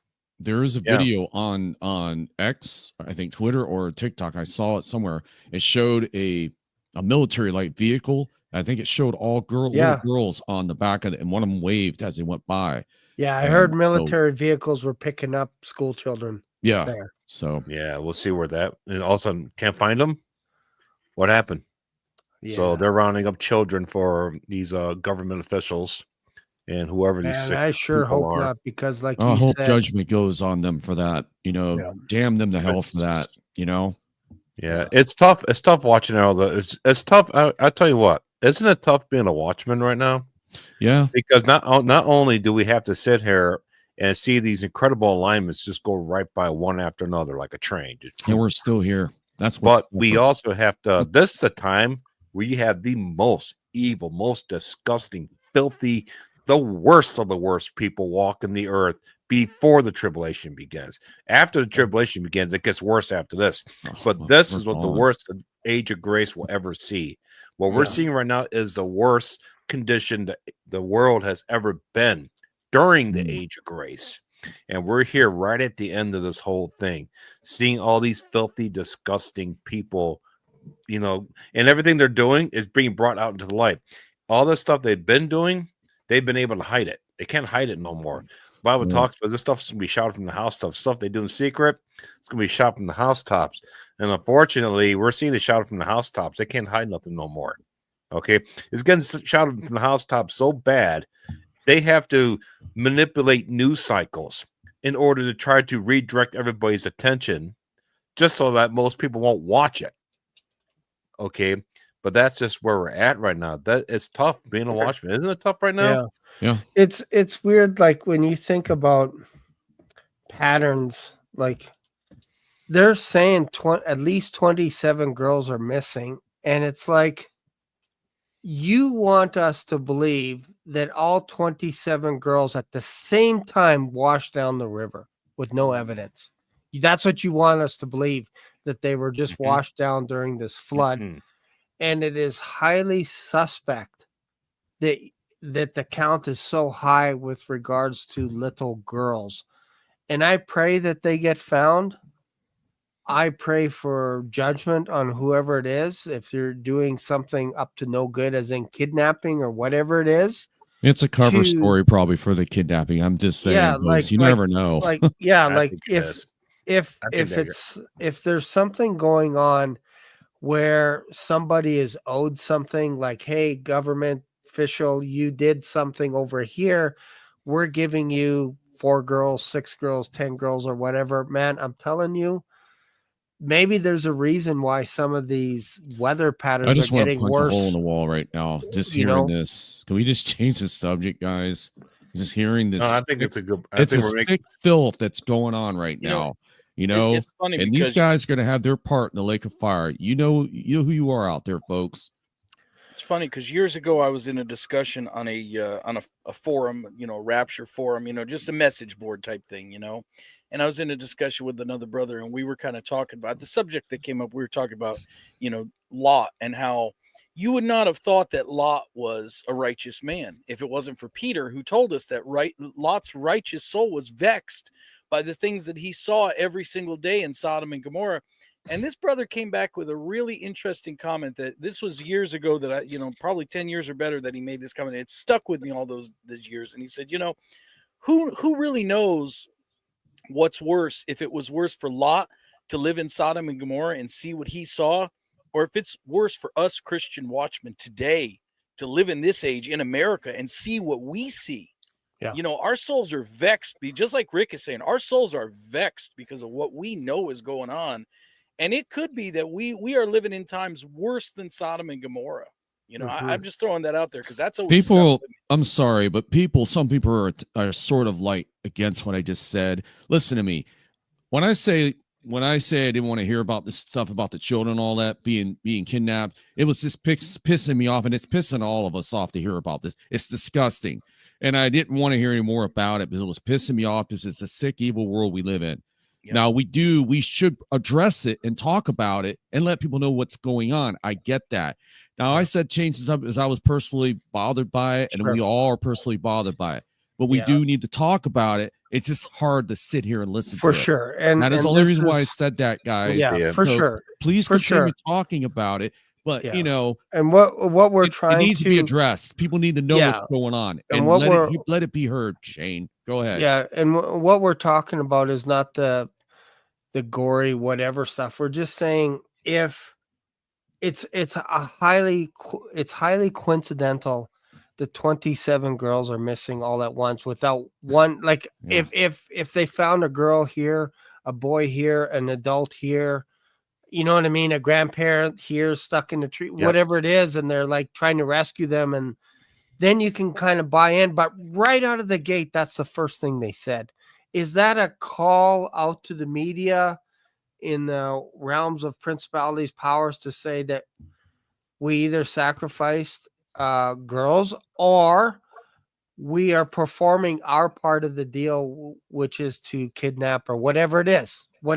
Like, I'm not saying that's what happened, but as a black swan, sometimes things pop in that it's like, I never thought about that. It's really weird that they had a number right out of the gate and there's no sign of anyone. So, I think it's important, Shane, that you said that. And I think it's important we address, because someone just put in your comments, somebody named Prepper Don just said, stop spreading fake news. No one was kidnapped. Okay, look, we're not saying that anyone was kidnapped. We don't know. We're just looking at it as kind of an odd coincidence. But Prepper Don, you cannot deny that girls are being abducted. There is child trafficking in this country. There is sex slavery. There is more slavery in this country now than there were in the days when there was the racial slavery that happened during the Civil War times. And that's not me. That's independent organizations is saying there is more human trafficking in our days. These current days. You don't want to think about it because nobody wants to think about slavery. Nobody wants to think about child trafficking. It's disgusting. But we need to face the reality. It's going on. Now, did it happen during this flood? We don't know, but we're just looking at it objectively and saying, hey, it is a possibility in this sick, twisted world we live in. You have to entertain that possibility. So, sir, I'm just addressing you in particular. We're not spreading fake news. No. We're looking at it as this could be a possibility. It's the same idea of having a home being raided and you don't know who's coming to the door, and they knock on the door and they say they're a police officer. Right. Sometimes they don't give you ID or whatever, and if you panic, you let them in, and all of a sudden it's like, wait a minute, these guys were not cops at all. They just said they were, but I thought they were. That's almost what we're thing, because you're in a distressed area, you're going to be susceptible to law enforcement coming in that they say they're law enforcement, but they might not be. And you're going to be like, oh, I got to listen to what you say because there is no leadership here.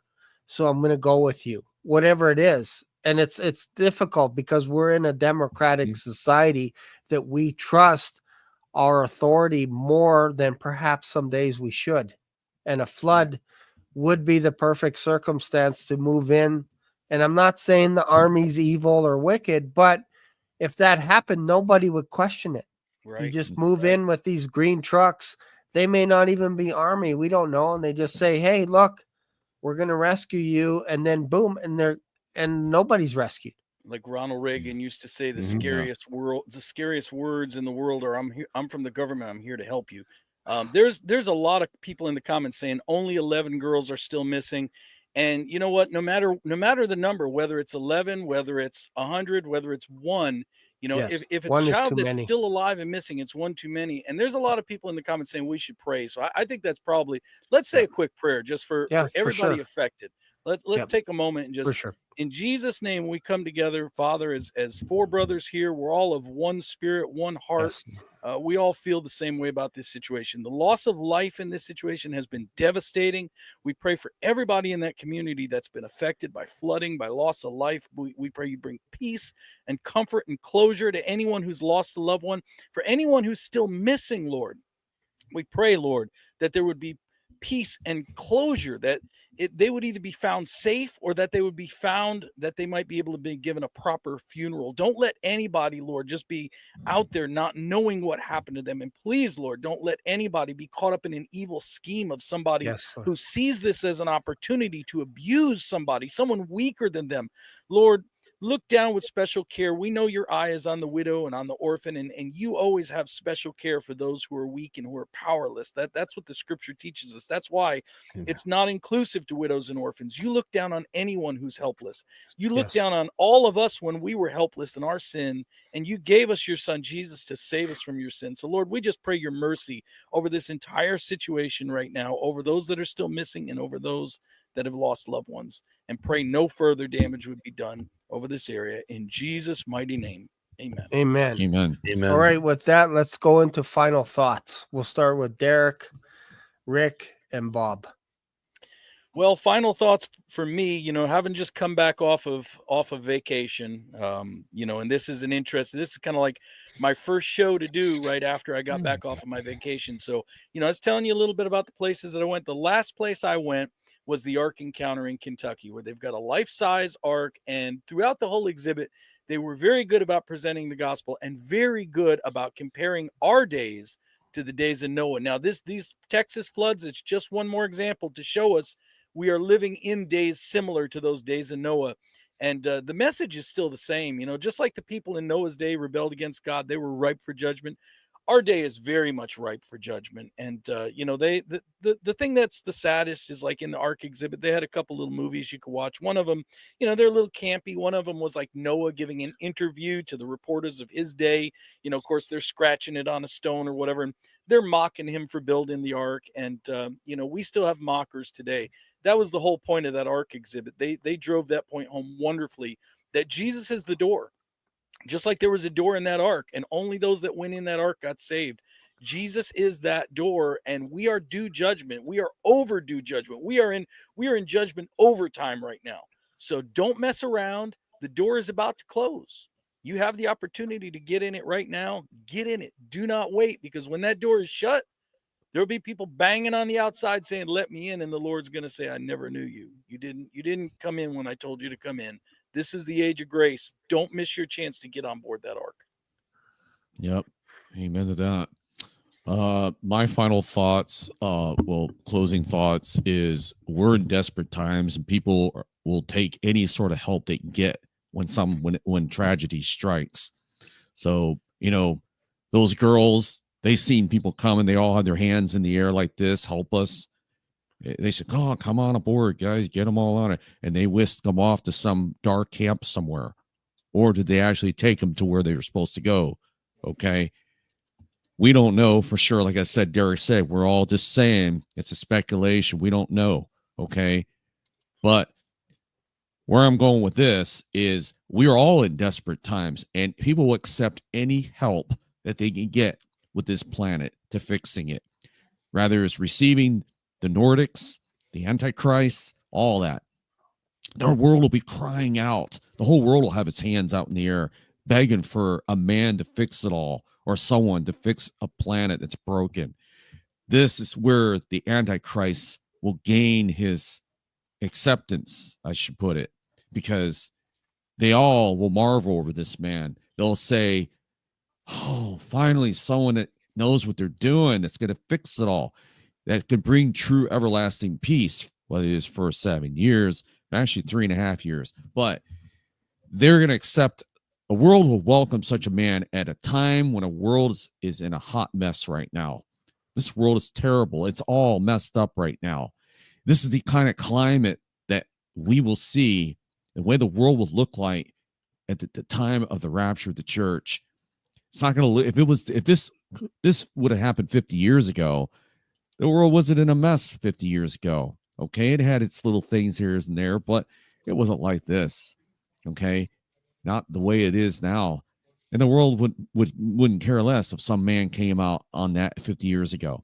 But now, the way this world looks now, it's a big mess. And the world is desperate for someone to fix it. That's where we're sitting at. God had it all figured out at the beginning, the timing of the rapture. He saw all this thousands of years ago, or way before that, even before the foundation of earth. Okay? He saw it all coming. He says, I'm going to put the rapture right about here, because all this is going to be going on just before it happens, before the rapture happens.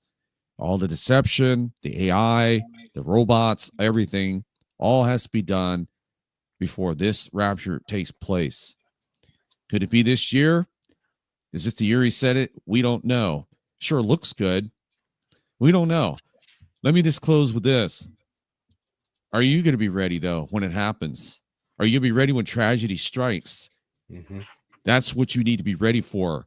The tragedy that you may lose your life unforeseen. You walk out your door and you're dead and you end up in hell because you didn't listen to the warnings, or you did, most of all, didn't take your life as into your heart, the blood of Christ.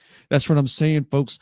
Get ready for anything that can happen. Be rapture ready, or for any sort of foreseen event like a black swan event, such as the one in Texas that happened. Is it a black swan event or an earthquake? Whatever kind of tragedy that strikes, you will be ready regardless, either for the death or be ready for the rapture. When it happens, your feet will leave the ground and we will go up and depart into heaven.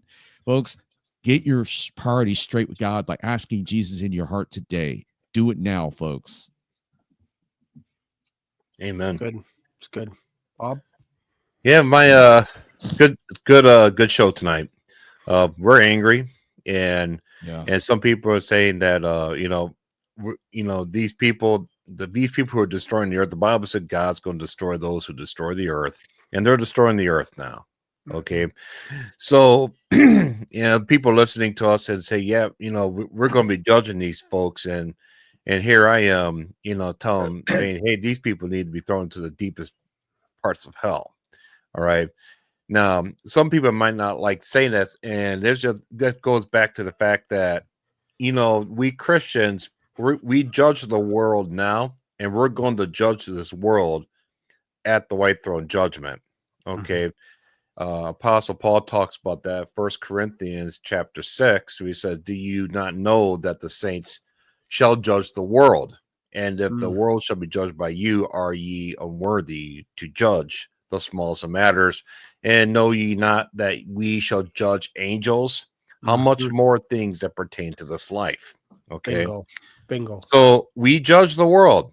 So here's the thing.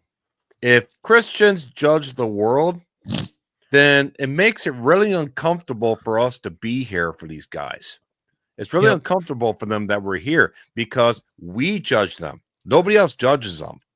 Nobody else judges all these filthy people and the LGBTQ community and all that stuff. Nobody else judges them. essentially nobody else except Christians.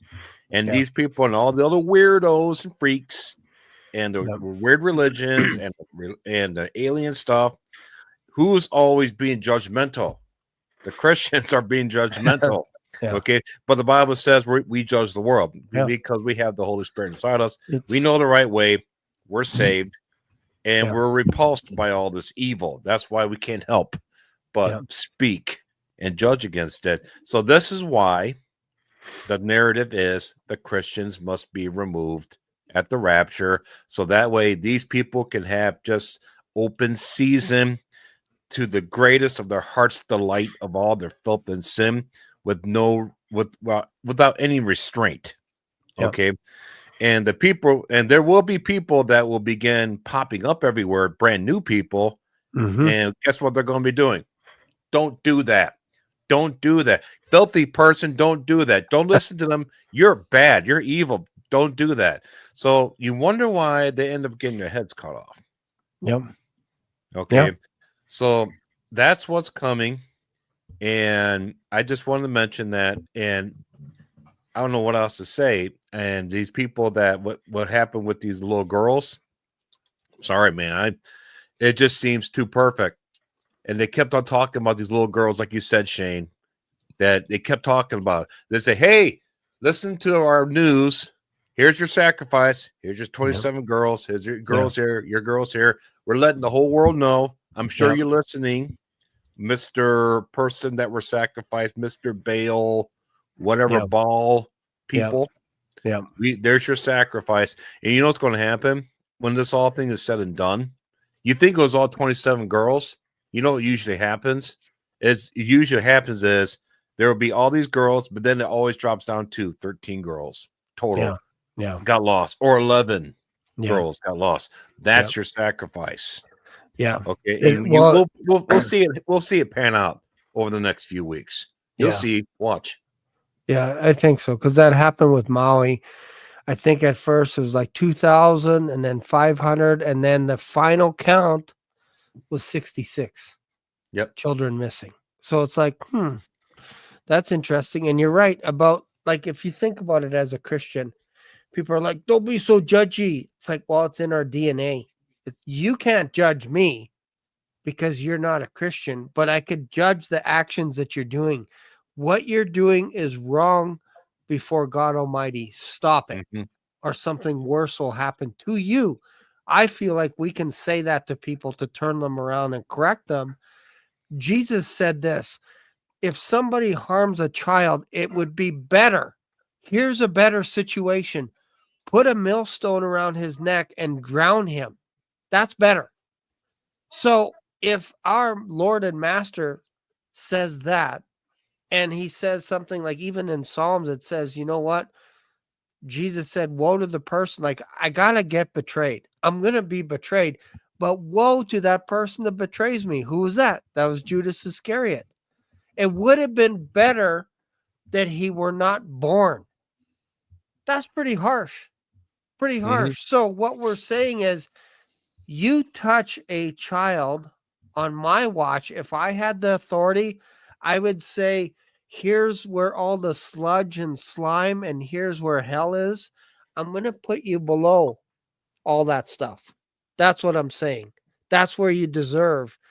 You got to get yourself right with God. But if you're doing this kind of demonic activity, there's going to be a harsher judgment than what I can ever conjure up in my head as a human being. I think you're worthless right now as a person, that if you touch a child knowingly, you are touching and harming a child. When parents are going on TV saying, bring my child back, and you know about this or whatever it is, even if you didn't do it and you know someone else that is responsible, you're held just as accountable as that person is. That's all we're saying. Just in the spiritual realm of things, that's what we're talking about. We're not saying this exactly happened this way, but you gotta overturn every single stone. And some of the stones are ugly. They are. So anyways, thank you guys for watching. If you don't mind, just stick around in the back. I'll say bye to everyone. Thank you, guys. You got it. God bless everybody. Take care. Take God care, bless. Good guys. night, everybody. Awesome. So feel free to check out Bob Barber's channel, End Time Dream and Vision. Also, Bible study with Derrick. He has a Bible study just about every single week, sometimes 2-3 times a week. And also tomorrow night, Rick has his Prophecy Mondays. So make sure and check out his show tomorrow night as well. Thank you guys for hanging out with us. You could have been doing anything else this July weekend, but you decided to hang out with us. So we really appreciate you. Thank you very much and have a fantastic evening. See you later. Bye. Black Swan Revelations here on YouTube brought you today's mind-bending journey. Dive into the discussion, your comments, questions, prayer requests, and powerful testimonies of Jesus' love are what fueled this community. Did today's episode hit home? Smash that like button. New here? Subscribe and ring the notification bell so you never miss a live stream or a video upload. Thanks for being part of today's adventure. Catch you in the next video, or maybe even in the clouds. Stay curious, stay blessed.